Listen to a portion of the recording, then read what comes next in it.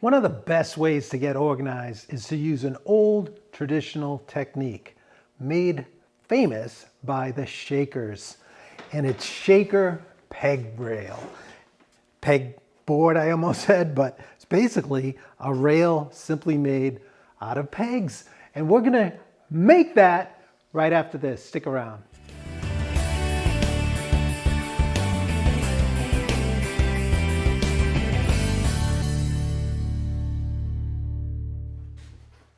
All right, we're gonna get right into this. We've got a short project to make for you. We're gonna make one of those shaker peg rails, but I'm a little excited tonight because in-house we have a live studio audience.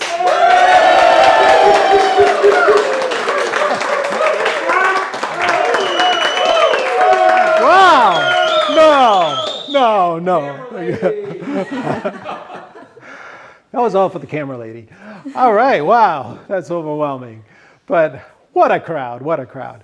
All right, so we're gonna get started, and I wanna make this shaker peg rail in a way that's consistent or true to the way the Shakers would have made it themselves. Now, you might say, what good is this stuff really?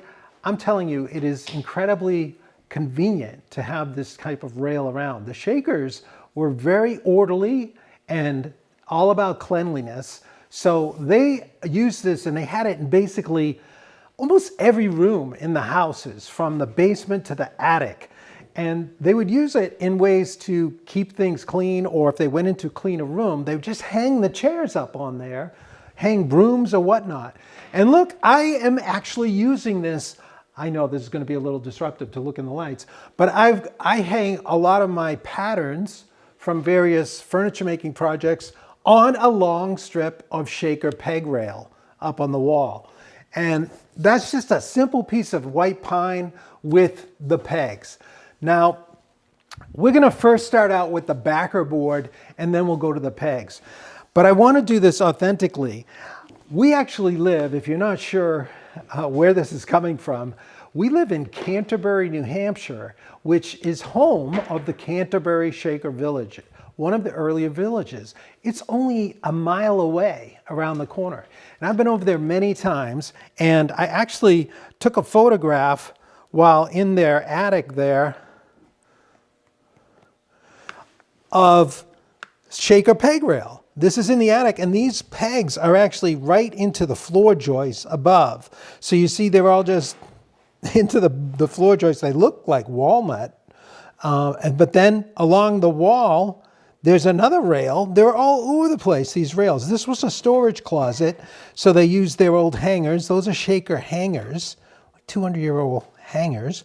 But there's no actual exact way of doing it, but there is a general way, and I want to pick out a style that I like personally. So we're going to go ahead and do that.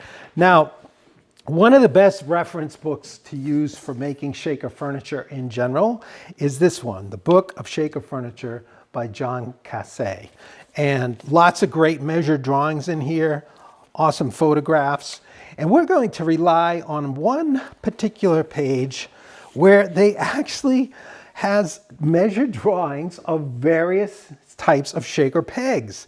So over here you have some shaker poles or knobs, and here you have the measured drawing of each of those knobs with the corresponding pegs. So I was looking at these pegs, and we'll get into that in just a second. But what I want to start with is the backer board. So they actually have a nice little profile of the backboard pieces that you can use here. Here you have a little round over joint, and then here, you can't really see it, but trust me, there's a bead there that I'm going to copy. All right, so let's start with that backer, and we'll come back for the pegs. So I just ran a piece of stock. This is pretty elementary woodworking with a router bit in a router table. I set the fence, let me see, I did it this way. I set the fence so that that bearing would ride against the piece. You could freehand this as well. And then I set the bit to plunge just almost 1/8 of an inch to leave you this little offset or fillet, as it's called. Gives you a nice little shadow line. This is one of the profiles in Cassay's book. Okay, so you have just a round over like that that's created by this bit. This one's a 3/8 round over, and you can achieve it that way.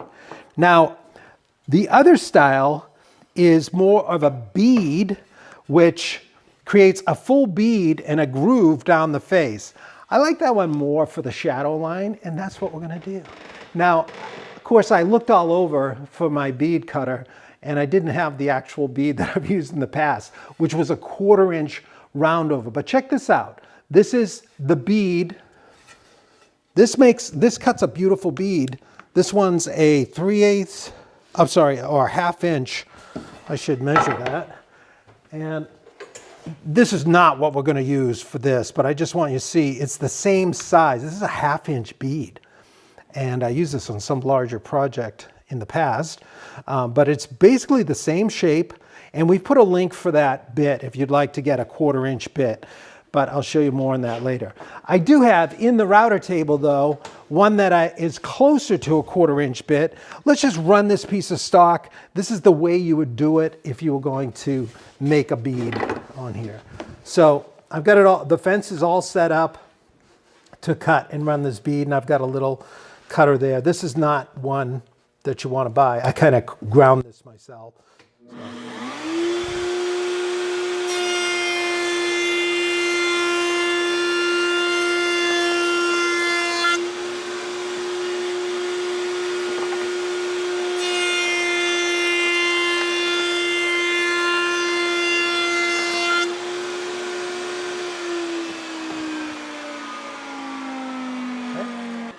Wow, that ends up being almost a 3/8 inch bead as well. So this is the 1/2 inch, this is a 3/8 bead, but you can buy, I think that's a little large for this. I would go more with the 1/4 inch bead if you wanted to make that kind of pattern. But that would work fine. You could go ahead, just drill some holes and throw in some pegs, and you'd have a shaker peg rail. We have them in our house too. We have them in our garage. We have rakes and shovels and everything on them. They're awesome. And then to hang coats before you come into the back door. There's several rails. So they're really handy and useful and easy to make. So I want to show you, since I didn't have that bit, that router bit, I want to show you the old school, a cordless router, if you will. And that is this molding plane.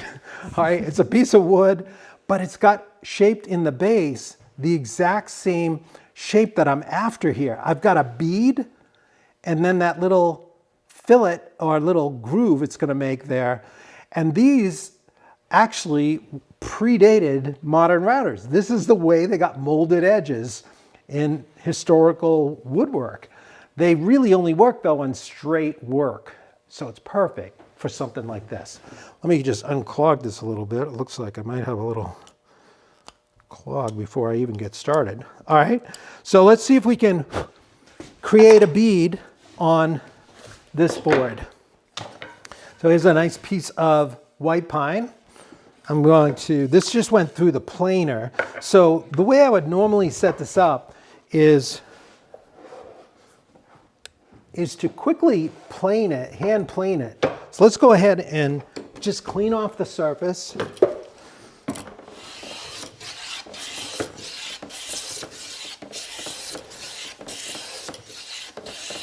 That's it, one time across, right?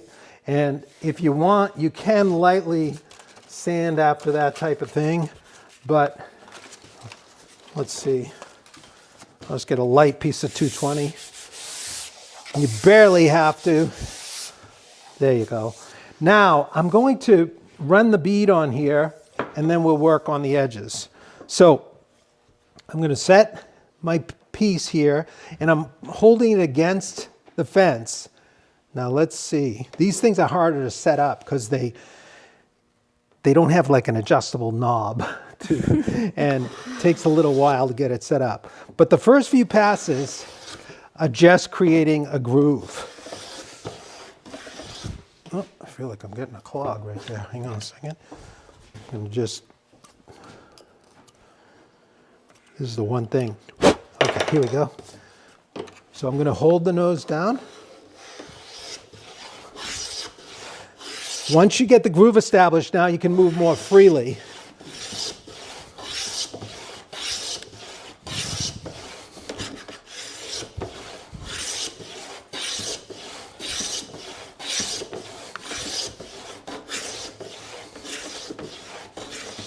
Now, I'm not suggesting you run out and try to find one of these molding planes, but this is the way they used to do it. And it's kind of interesting to see how nice a bead you can create with these old tools. I'm just looking, I still got a little flat on the top.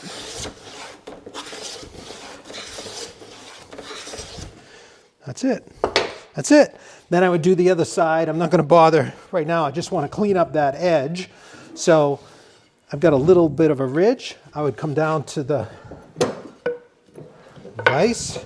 Let's just lock it in. And I'm just going to block plane this. I'm just looking to get rid of that little edginess. And I'm also cleaning the saw marks. Beautiful. All right. So there we have a beautiful bead. And now we can just sand that. And for that you can use, I like using these little rubber conforming bead things. See that shape? This is a little large for it. But you would just come in and knock that, any roughness, you might have a tiny bit of tear from the plane, but that's it. It's a beautiful looking bead. Now, of course, I would do the same thing on the other side, and I've already done that on one right here. So this one's already been planed both sides, ready to go. Now I've got my stock. I'm going to space out where I want to place the beads. So with this one, generally I put them about 6 inches apart, and I want the outside one to come in about half of that, or close to 3. So these I ended up, since my piece is 29, I'm just spacing these a little under 6, 5 and 7/8, and then we'll be in like 2 3/4 from the end. So that's good. All I did was find the middle point, and I came over 5 7/8, 5 7/8 over there. So now I'm going to drill a 1/2 inch hole, and we're going to go a good 1/2 inch to 5/8 deep over at the drill press. Let's go. All right, so I'm all set up. I've got this bit, this 1/2 inch Forstner bit, set to hit the midpoint in the piece. And there's a depth stop on there, which I think will stop us just right.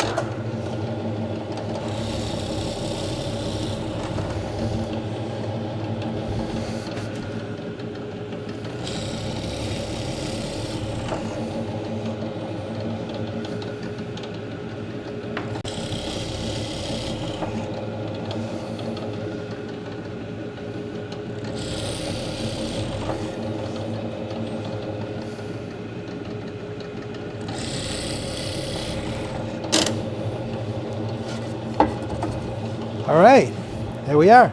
There, we have it. That's that simple. You would just create your board with the holes. Now, the dimension of this board is 3 1/4 in width by 7/8. I'm sorry, 3/4 deep. The Casse says 7/8, but I think that's a little more than you need for this. You can also pick up just 1x4 stock, white pine or whatever you have in your local area, and that will give you 3/4 by 3 1/2 inch dimension. That's what all my board is around the shop. Super easy to just buy it like that. And if it's utilitarian, you don't even have to clean it up too much. I would just sand it and then run a bead on it and drill your holes.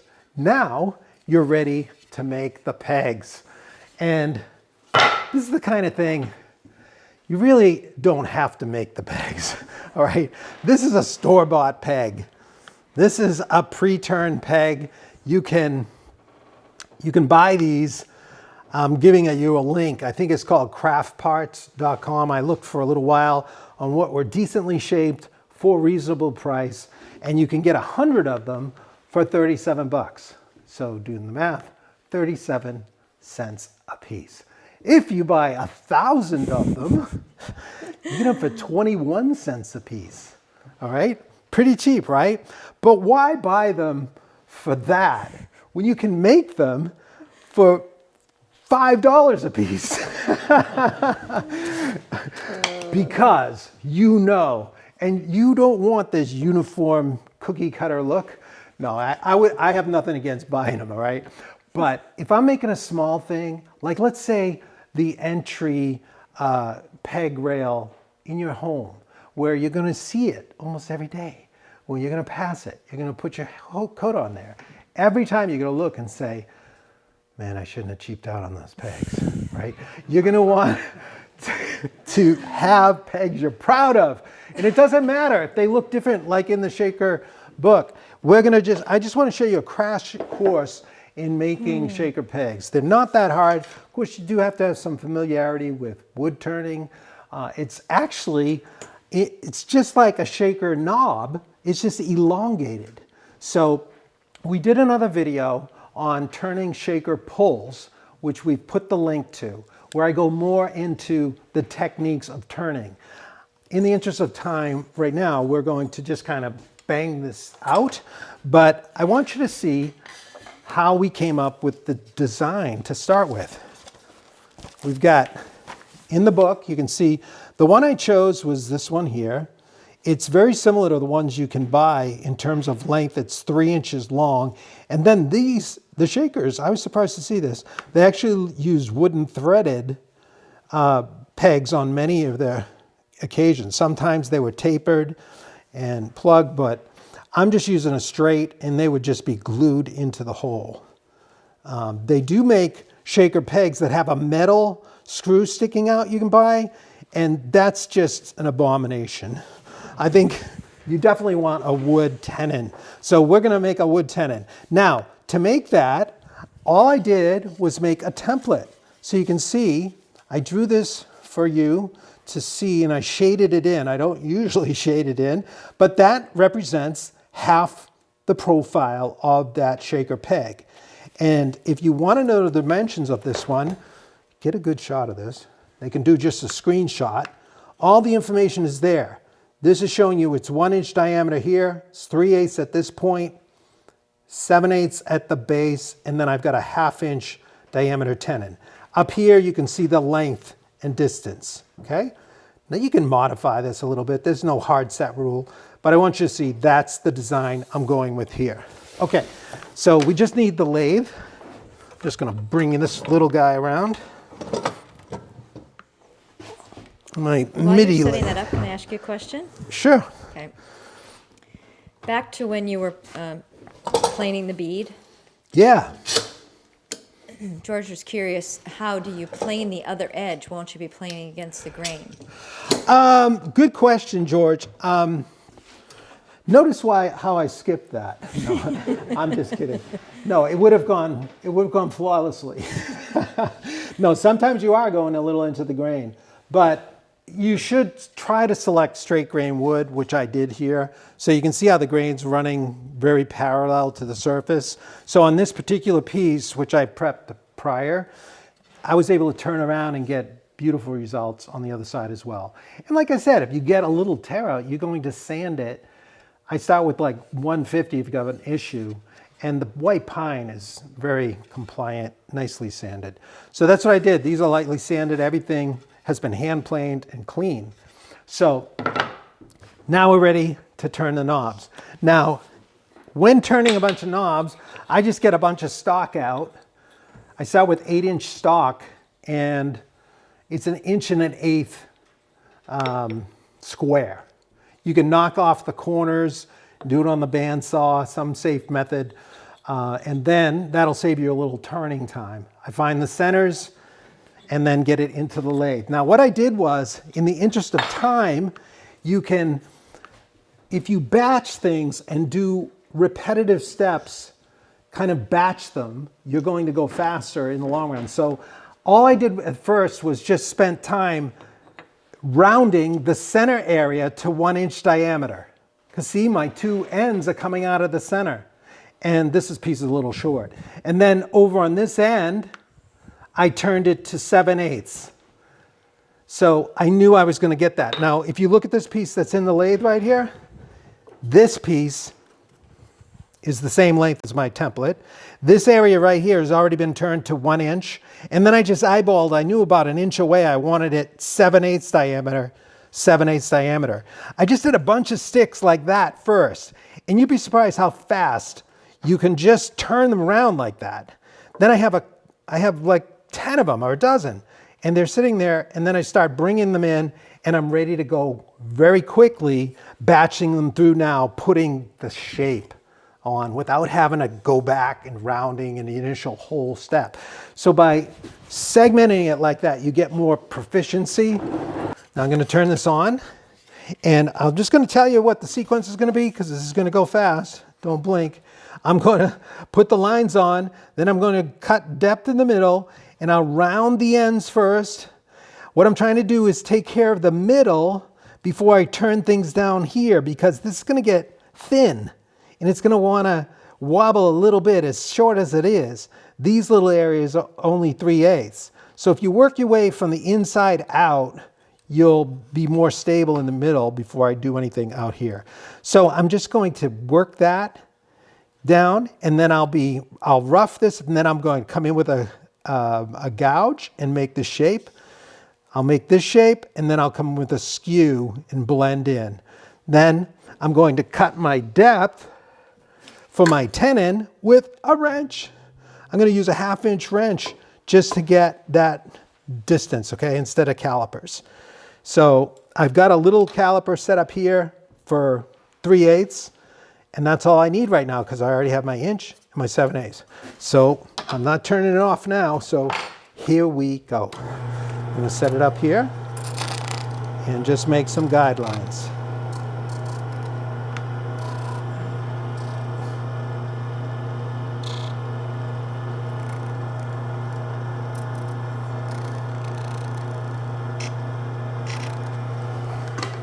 Okay.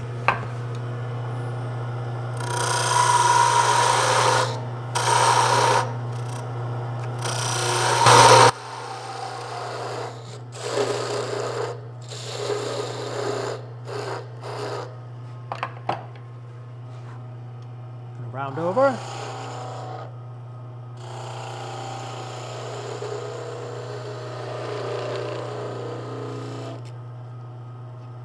Let's give it one more.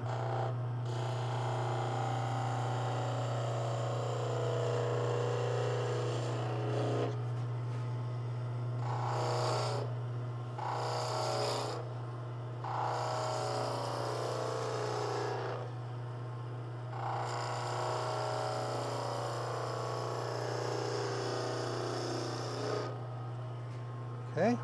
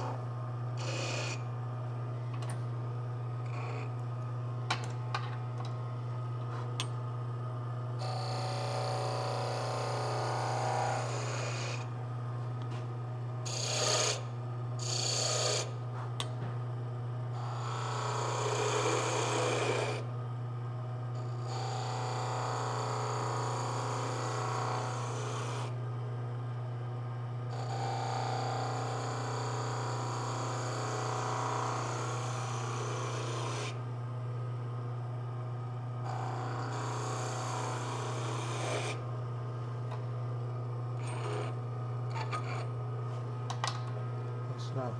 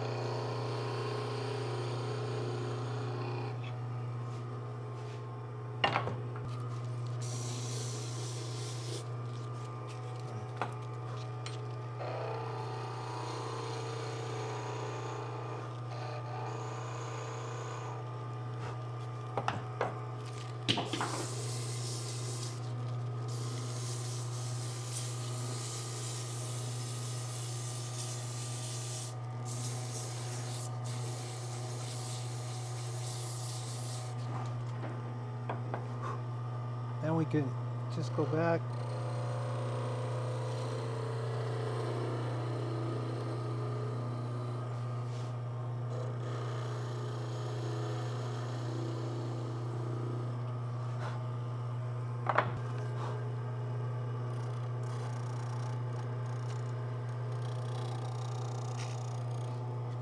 Okay.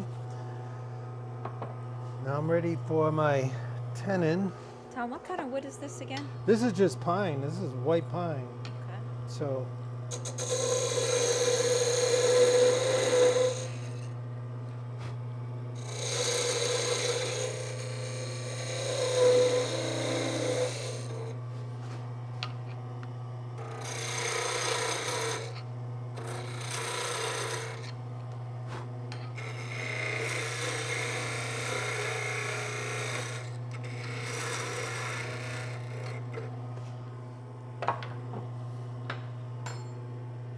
now I just need a clean bottom of this, so I'm going to make a nice crisp cut with the skew. Just get that nice and clean. Same over here. Nice and square. And then I would sand a little bit more, but basically there you have it. And then you would, whoops.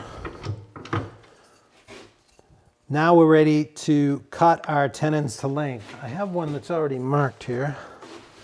Here we go. This one's already been sanded the full distance, so see, it's essentially the same. Now I'm just going to trim this. I'll just do one side of this on the bandsaw, trim that, and I'll clean this one up.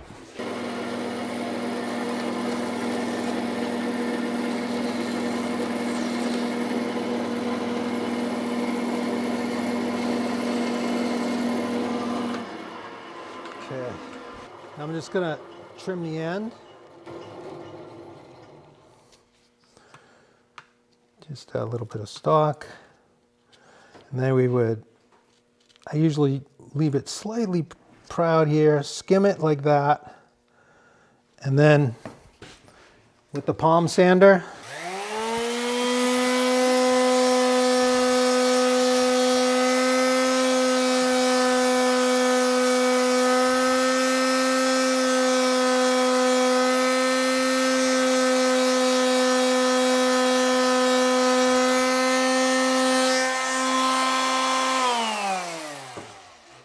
all right, and then we knock it down with a little 220.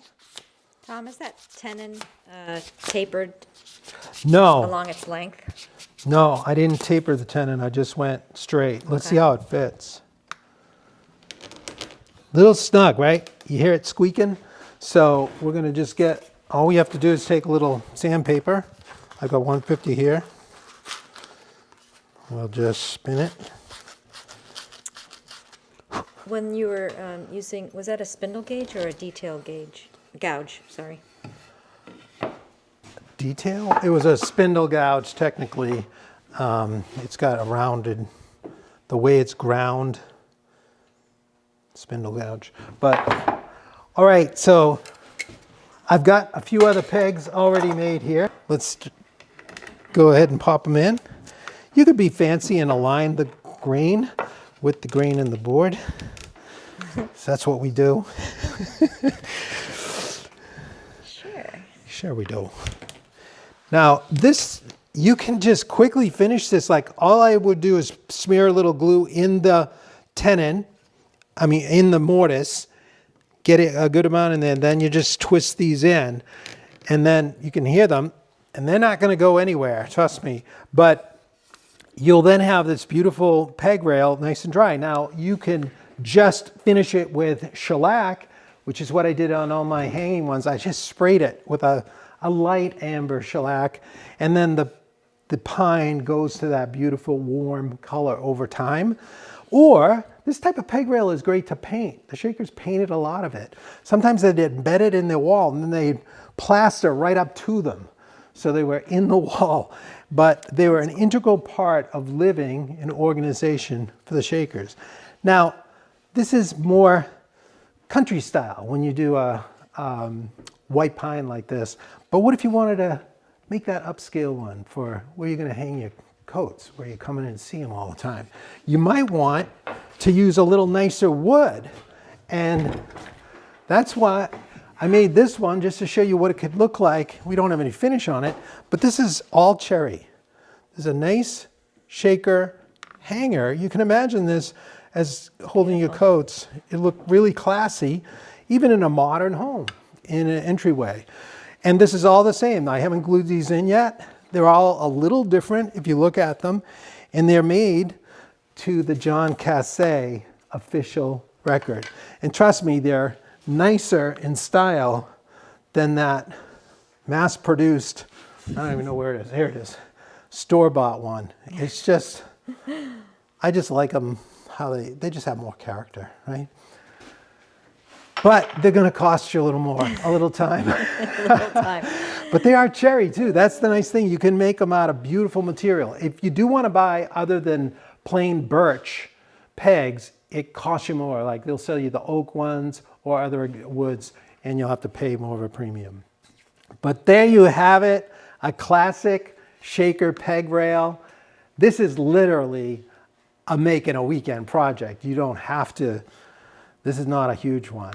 When I say you can make this in a weekend, something you can be proud of. Now with cherry like this, I'd probably finish it with an oil varnish, and over time it would get that classic warm red or brown look and be rich looking, and it's a little harder than pine as well. All right, well, I hope you enjoyed that little walk down traditional Shaker lane, and we, on behalf of the studio audience,